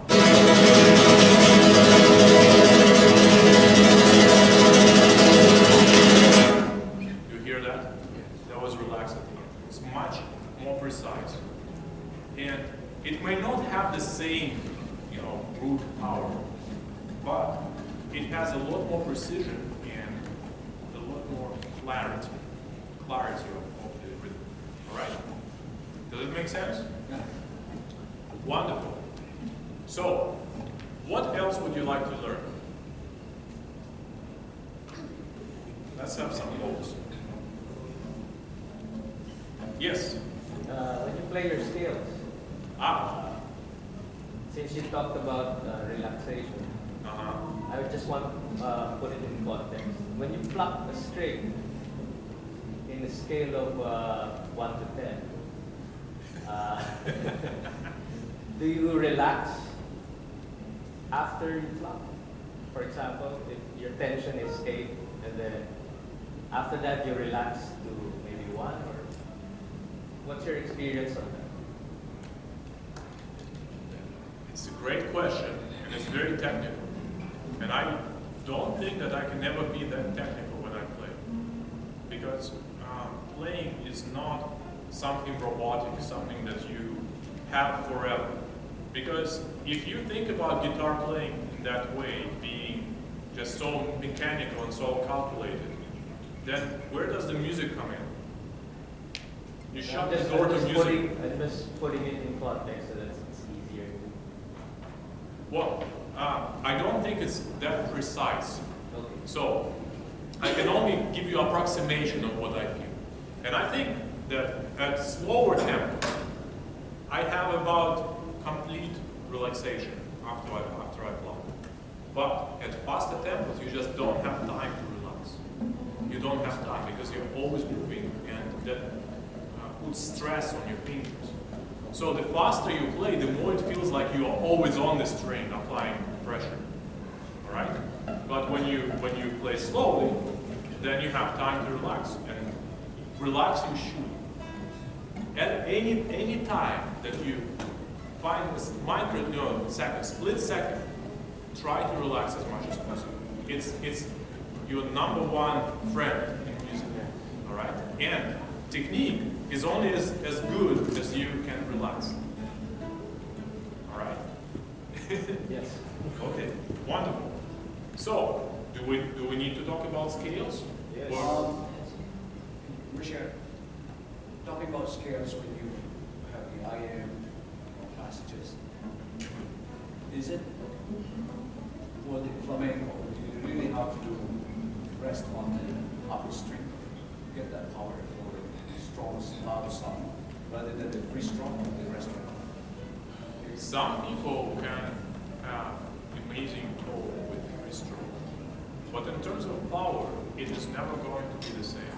And one time I had an argument about this, a dispute with Manuel Barueco, because we were out after my concert, and he said that he really likes rest stroke for Spanish music. And I told him, but why do you feel like free stroke is not the same as rest stroke? And he said that you can never have quite the same tone and quite the same power. And I said, well, maybe if you block the string sideways, you may achieve the same tone. But he said, no, you cannot. And then I went home and I played around with this and I came to the same conclusion: you cannot. Okay, so he was right, and I was wrong. But I was still arguing. Yeah, but it pertains to the sound production, but what about the speed? Because you're going to rest, you're going to move, rest, but this one You always move in the same direction. A little bit downward and a little bit upward. So downward towards the body of the guitar, towards the top of the guitar, and upwards towards the next string, the rest of the string. Whether you get there is up to how fast the scale is. It depends on how fast the scale is. You may never get to the next string if it's too fast. You will always be in motion, but your return will be before you get there. But the direction stays the same. It's the direction of the rest stroke, as if your destination was the next string. Right? Does that make sense? Okay, great. Well, let's talk about scales. Let's talk about scales. First of all, in order for us to have great scales, we need to find perfect nail shape. How do we know our nail shape is right? We don't need a lot of resistance. We don't want a lot of resistance when we play scales, because resistance is going to slow us down, and it's going to call for unnecessary force, unnecessary power from our muscles when we play. So we want resistance to be just enough to stop our fingers securely and allow us to pluck using just enough force, so that we don't feel like we're straining ourselves. If you feel like you're straining, plucking through the string, your nail is too long.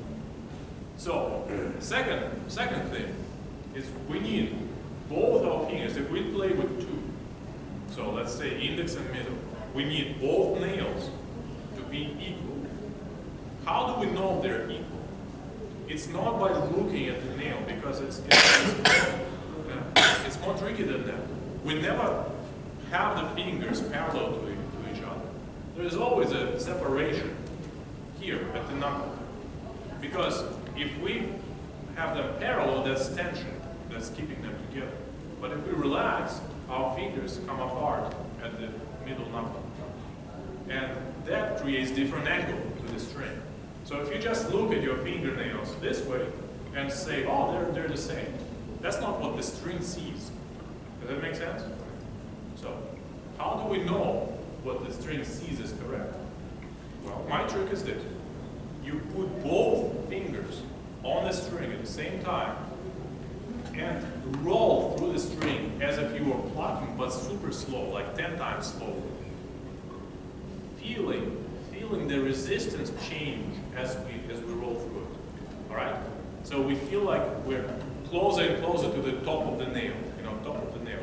And let's analyze where the resistance decreases and increases in each finger. Does that make sense? Ideally, there should be the same load across the entire length of the nail. same resistance load, and same release through the string. So the time at which the nail finally slips should be the same, because for some people it's not. If you pluck with 2 fingers, you will feel like one finger releases first and then the other follows. That's bad. That means that one finger is always going to be playing harder and the other finger is not going to be as secure on the string. So we need total control over that. So once you find that one nail needs adjustment, so you have to file that one, the one that has more resistance. All right? What are some of the ways that we can file our nails? We can take sandpaper, okay, just sandpaper. Rub it around the string here, like hold it here, and then pluck over the sandpaper. All right? So it will file what needs to be filed in the nail. Does that make sense? Do you understand what I mean? Just take sandpaper, wrap it around one string and hold, and then either strum or pluck. All right? So now imagine our nails are perfect. We need to find a position on the string that is relaxed, where we can play the string that we're on with no problems, and also the one string above and below. Same position, without alteration. So we can stretch to the next string. From the second string, we can stretch to the first string without moving the knuckles, and still pluck the third string without moving the knuckles. Because a lot of times we are playing scales that call for crossing, rapid crossing between strings, and we cannot always adjust our position for that. So we need to find a position that works for 3 strings. Okay, single position for 3 strings. Does that make sense? Okay, great. Now, in flamenco, we want punchy attack and we want speed. In classical music, we want a lot of scales to be smooth. So, if you want smooth attack, you want slower movements. You want slower movements and less preparation, so that you never kill the sound between.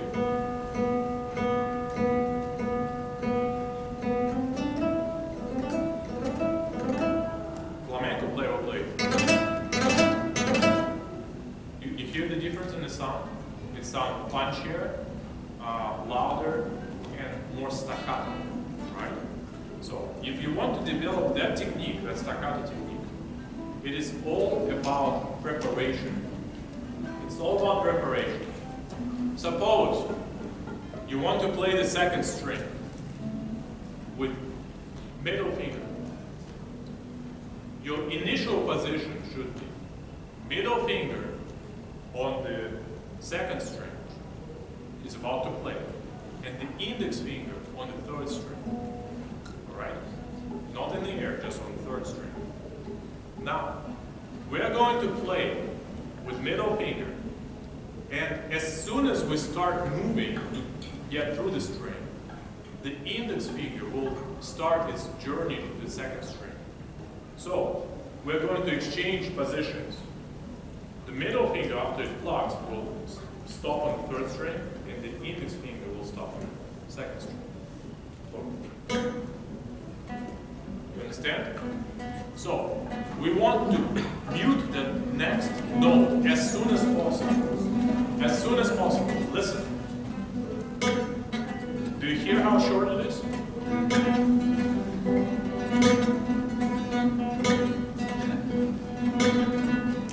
That's the preparation we're talking about.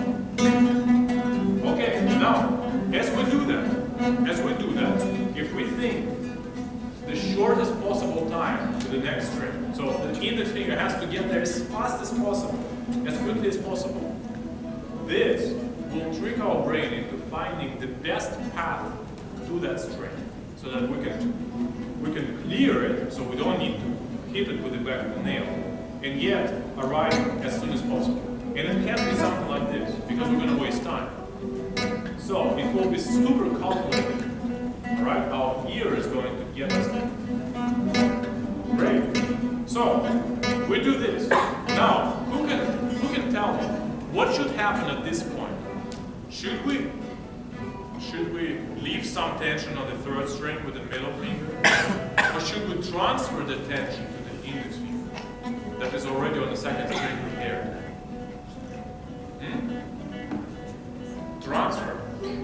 Transfer the tension to the next finger that is about to play, which is index. The index finger now is on the second string, and the middle finger is just here waiting to come back already. It's not applying pressure. Alright? That's crucial, that you don't waste tension after you pluck. After you pluck, the next finger should happen, not the one that just plucked. So now the index finger is on the second string, middle on the third string. Let's reverse. Let's pluck with the index and catch the string with the middle. All right. Now let's keep doing this. So middle finger, index, middle, index, middle, index, middle, index. Short movements. Index, middle, index, middle. You feel you're always on the string.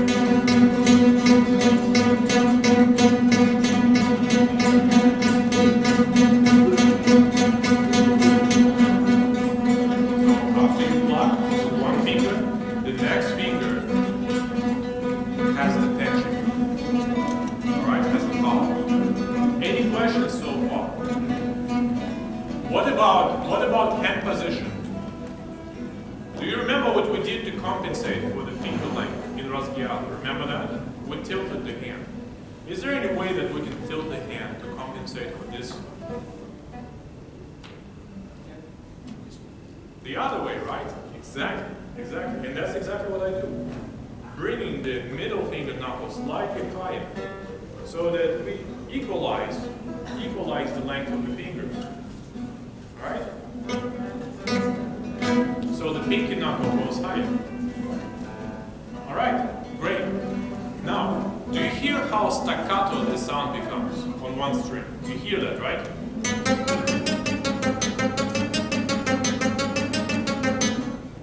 Now, can we apply the same concept to more than one string? Can we? Preparation? Okay, but is staccato still going to be there? Is it? Because what are we after? Muting the string or preparing the next note? Suppose we have this. Are we still going to have staccato? No.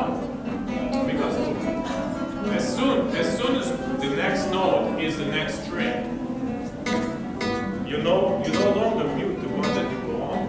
It's especially, you can hear it if we go from first string to second string.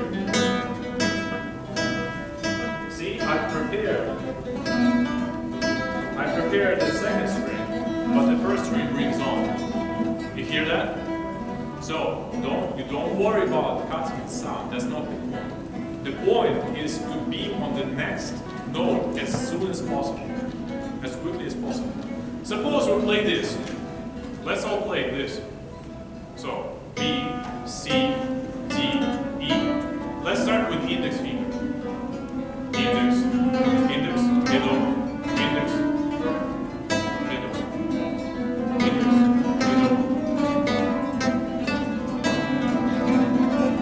So by the time we play the D, which is going to be the index finger, where is the middle finger? Which string is it on? The first string. That's exactly right. So second, first. Alright? Does that make sense? Does that make sense? Any questions about this?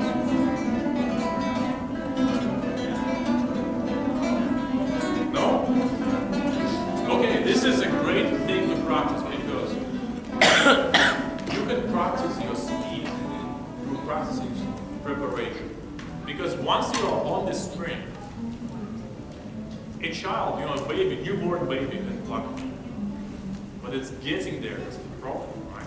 But you take care of that problem by moving at the same time as you pluck the previous finger. All right, so you get there as soon as possible. And when you play that next note, it's up to you. You're already on it. It's completely under your control.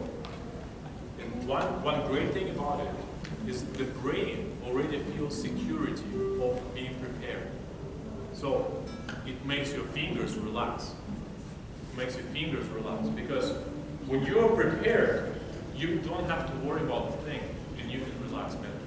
And 90% of all the tension in your hands comes from your brain. It's not in the hands, it's in the brain. Because you don't feel quite secure. You're not quite in control. So this makes you be in control.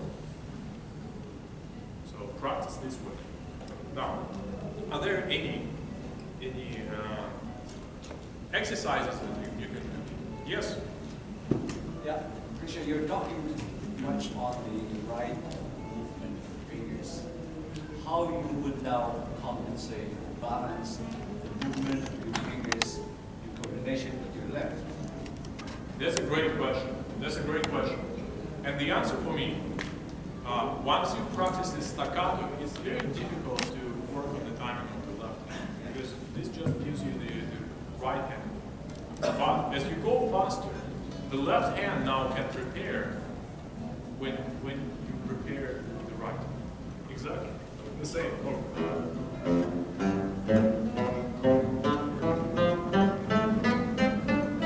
Because if you are on the string in the right hand, you're not going to make a sound if you place your left hand fingers.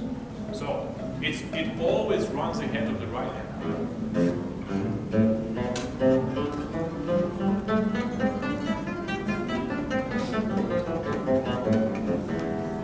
You hear it, right? I'm punching.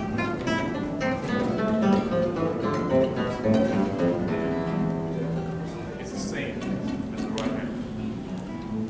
So never go this way because you're going to make a positive. So you always want to prepare as soon as possible. So you don't need to worry about it. Okay. Great. What about our exercises? Before I discovered this preparation trick, I was working on just speed bursts. What is a speed burst? It's more than one note together, right? As soon as possible, but a short grouping of notes. The simplest speed burst is just two fingers, one after the other. All right, this. Let's do it from middle to index.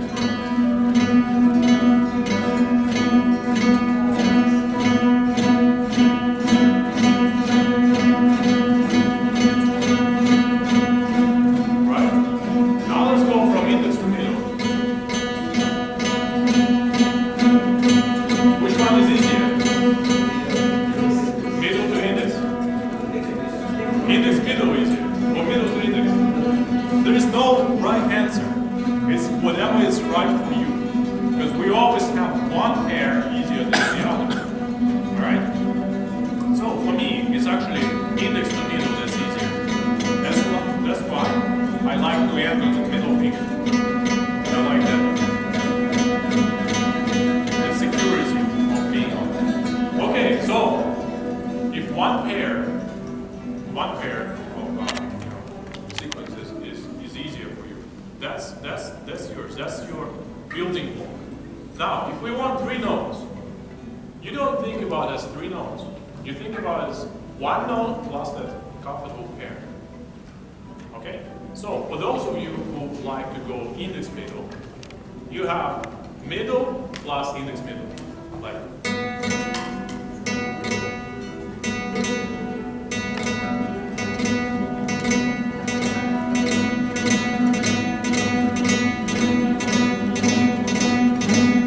alright?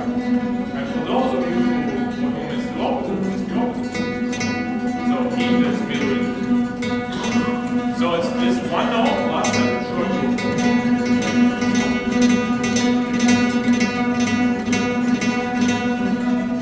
Okay, what if you have 4 notes? Well, these are just 2 building blocks combined, right? This and this. And you reduce the timing that takes.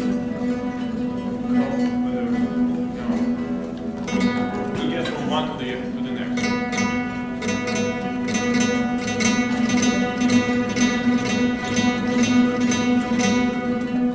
Does that make sense? Makes sense? Okay. So practice these speed bursts up to 6 notes.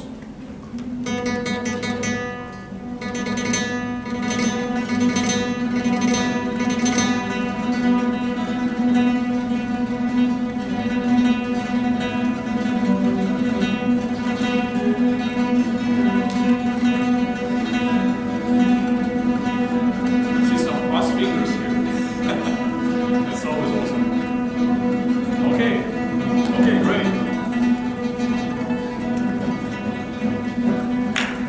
Okay, great. So, some other exercises. I like to use this one scale that I encounter frequently in flamenco. So it's just like C major scale, but it's actually E region. But you start on the G and it's no sharps, no flats. So G, F, E, D, E. So F, G, F, E, D, C, E, A, E, F, E, D, C, E, A, E, F, E. All right?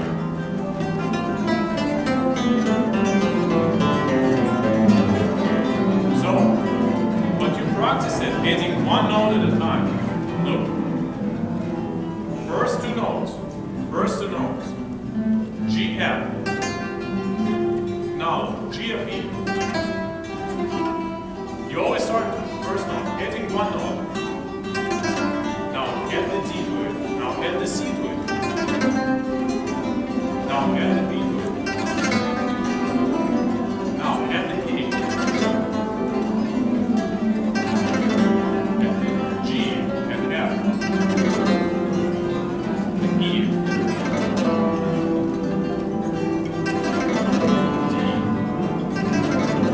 C. B. A. And I'm running out.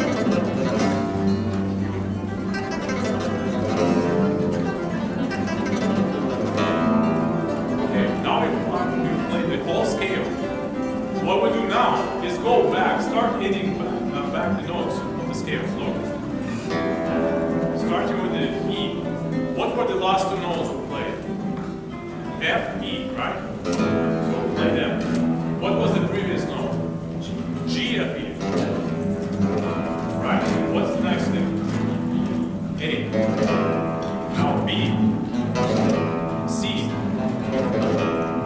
D. E. F.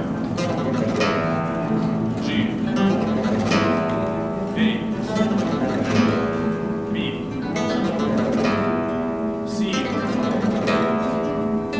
Sorry. D. E. F. And G. And that's it. So this is a great exercise because you can apply it to any scale that you have. We first go through the scale, starting the first note, and keep adding 1 at a time until we get to the last one, and then start pressing from the end of it, adding back the notes on the scale until we get to the first. Does that make sense? Okay. So in numbers, the logic is here. From 1 to 3, 4, 5, right? We have from 1 to 5. 1, 1, 2, 1, 2, 3, 1, 2, 3, 4, 1, 2, 3, 4, 5. And then 5, 4, 5, 3, 4, 5, 2, 3, 4, 5, 1, 2, 3, 4, 5. Does that make sense? Great. Now, let me teach you my never-ending scale. Same scale, all right? It's the same exact scale. But here, instead of stopping when you add notes, you go back the same way you came. So, first two notes were G and F. Now we're going back to G.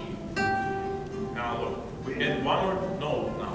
So F, E, and then go back. F, G, F, E, add G to it. G, E, F, G, F, E, add C to it. So every time we're returning to the G, but we're adding one more note, it's going to be B. What is the next note we get? A. Let's get A. And go back. D, E, F, G, F, E, D, G.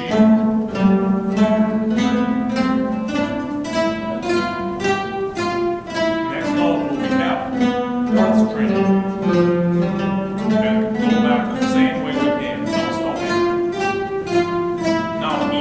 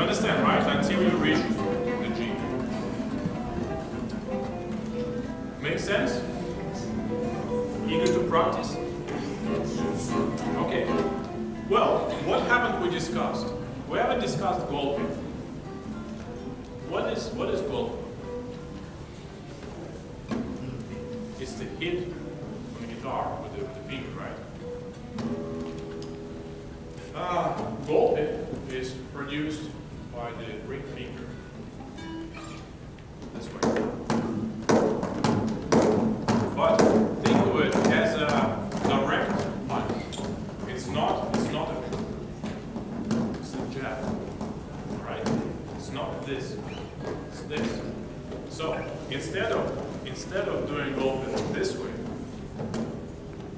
you raise the finger up and then forward. Why here? Because we don't want to break the nail. We go directly down, we're going to break it. But we don't want to. We want to hit with the nail and still feel the flash.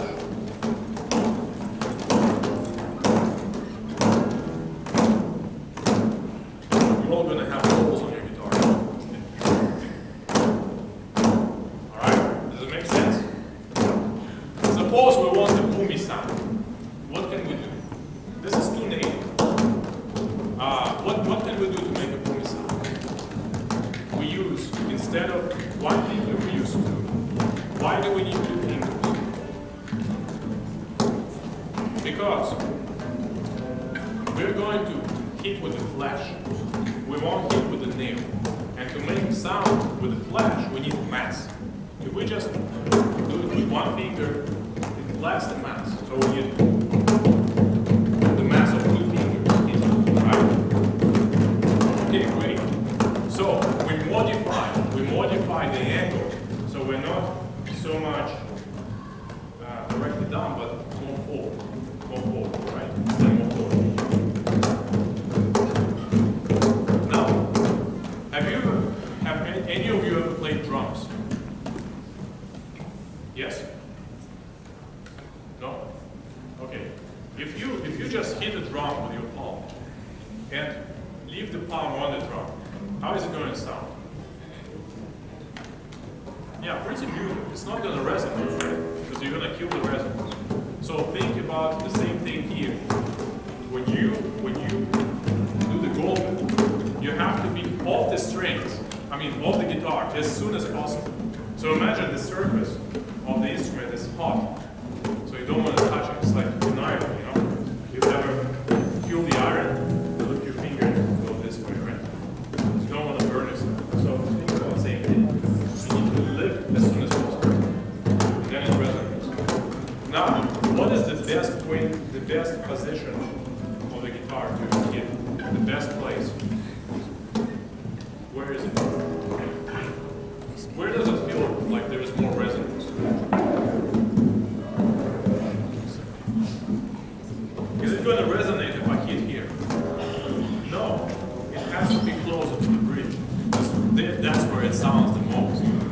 So you can hit even lighter here and still get a great sound. Alright? Does that make sense? Now, what if we need to combine a strum with a gold head? Is that possible? Yes, of course it is, because we can do it.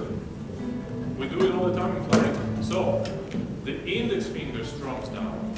The ring finger prepares by moving upwards. Remember, that's our gold preparation. This knuckle, the middle knuckle, goes up. The index finger is prepared here. Now, the index strums, the ring goes down and does the hit. It's like exchanging positions. You see, the ring finger is now going to be extended forward, and the index goes up. So it's this versus this, but at the same time.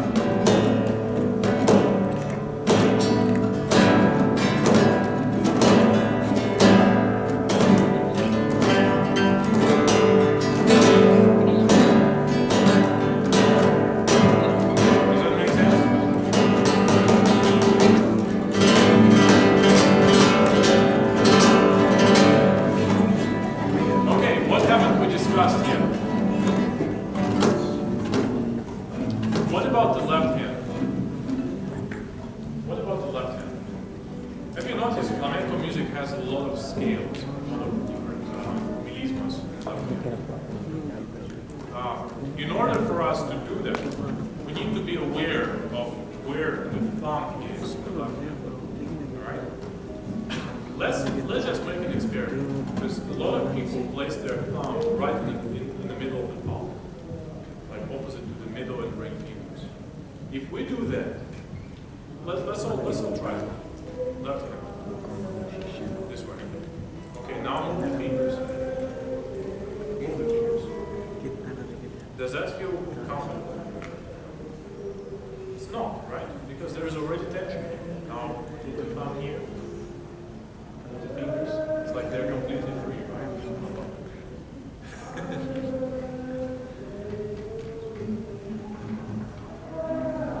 So, we place the thumb to the side of our fingers as the next finger in line. It's this way. And we play the strings. Kind of sideways, so we don't touch in the center of the fingertip, but on the side of it, on the thumb side of the finger. And our fingers are parallel to each other, and they look towards our chest, all right, or chin.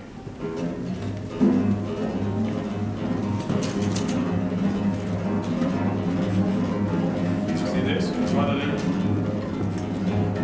It's difficult. This is it. Why is this easier? Because we can stretch better. We can stretch better sideways. Look. If we try, attention please, we're almost done. If we try stretching sideways from the knuckle, look, this is the limit of our stretch. Something here, right? It's already very far. But if we go to the side, then we can get different. That's 8 frets versus 7, barely 7. Barely 7. That's a big difference. Alright?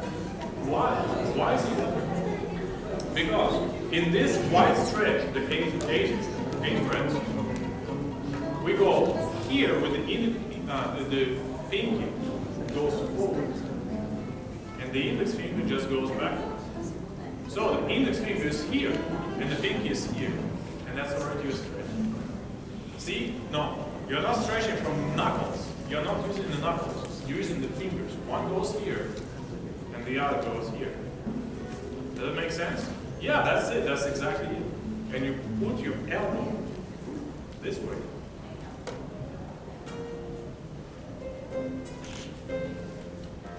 Do you see how much further it is? It's much further. Okay, so this is the extreme case, just to demonstrate.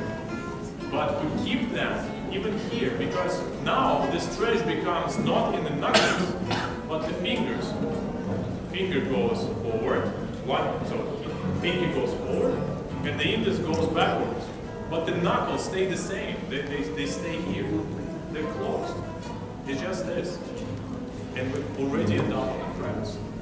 Right? So it's much easier this way to make. Have you ever seen like electric guitarists play? They're super fast, right? And they're left hand. And they're always this way. They're never this way. Yeah. Always this way, sideways. Because it's easier. Trust me. So this is an exercise for you to practice your slurs. First of all, in slurs, you want to have distance between your finger and the fretboard before you make a sound. Why is that? Why don't you want it right next to the string? Because if you do that, then it's like Bruce Lee punch, you know. No, not everybody can do it. But if you have some space, it gives you runway. So you don't need to do Bruce Lee, right? So keep some distance. And this is my exercise. One note at a time. I like one at a time. So I'm very meticulous.